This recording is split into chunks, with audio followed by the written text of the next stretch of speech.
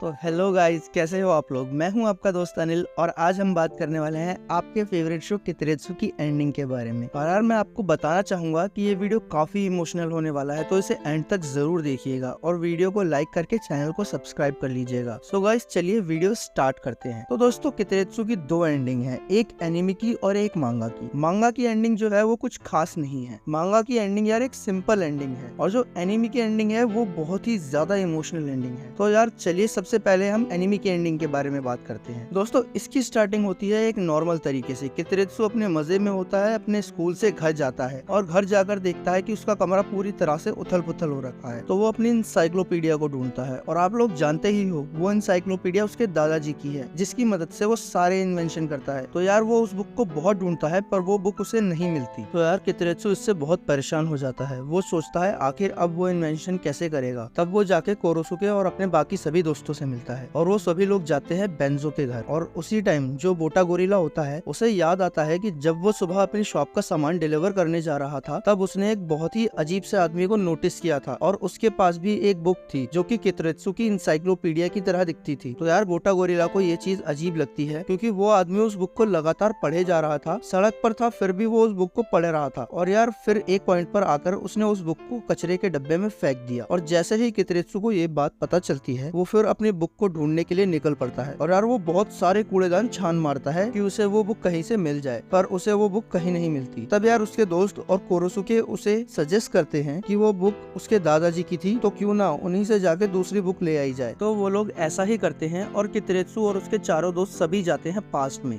कितरेत्सु के दादाजी से मिलने के लिए। और फिर वो बहुत मुश्किल से उसके दादाजी के पास पहुंचते हैं और जब वो दादाजी के पास पहुंचते हैं तो दादाजी उन्हें देखकर बहुत खुश हो जाते हैं। और फिर कितरेत्सु उनसे इंसाइक्लोपीडिया के लिए पूछता है। तब वो उसे बताते हैं कि अभी उनके पास सिर्फ एक ही कॉपी है। और तब कितरेत्सु डिसाइड करता है कि अब वो अपने दादाजी की इंसाइक्लोपीडिया पर निर्भर नहीं रहेगा और खुद अपने माइंड से सारे इन्वेंशन करेगा। ये चीज सुनकर सभी लोग बहुत खुश होते हैं। फिर यार तभी कितरेत्सु के दादाजी से हमें एक बात पता चलती है जिसमें वो ये बताते हैं कि बहुत पहले उनका एक छोटा बेटा था जो कि बहुत अच्छा था, पर एक दिन अचानक से उसकी अनएक्सपेक्टेडली डेथ हो जाती है, जिसकी वजह से कितरेत्सु के दादाजी अंदर से टूट गए थे। और उसी बेटे की याद में उन्होंने कोरोसुके का मॉडल बनाया था और उन्हें कोरोसुके के उस मॉडल में हमेशा अपना बेटा नजर आता था। और जब सब लोग ये बात सुनते हैं कि उन्होंने अपने बेटे की कमी को पूरा करने के लिए कोरोसुके के मॉडल को बनाया था तो यार सभी लोग बहुत दुखी हो जाते हैं। और यार कोरोसुके भी ये बात जानकर बहुत ज्यादा दुखी हो जाता है और तभी उन्हें ये बात पता चलती है कि जो कितरेत्सु के दादाजी हैं वो बीमार हैं। और यार कोरोसुके ये बात जान के और भी ज्यादा दुखी हो जाता है और डिसाइड करता है कि वो कितरेत्सु के दादाजी के साथ उसी पीरियड में रहेगा और उनकी मदद करेगा। और यार ये सुनकर सभी लोग बहुत दुखी होते हैं और कितरेत्सु कोरोसुके से बोलता है कि तुम्हारी मर्जी है, अगर तुम दादाजी के साथ रहना चाहते हो तो तुम रह सकते हो। फिर यार बाकी सभी लोग कोरोसुके को दादाजी के पास छोड़कर अपने टाइम में वापस चले जाते हैं। और जो कितरेत्सु होता है वो बहुत दुखी होता है क्योंकि उसका सबसे प्यारा दोस्त, उसका छोटा भाई उसके पास से चला गया और अब शायद वो उसे कभी ना देख पाए। पर तब वो डिसाइड करता है कि वो खुद अपनी मेहनत से टाइम मशीन बनाएगा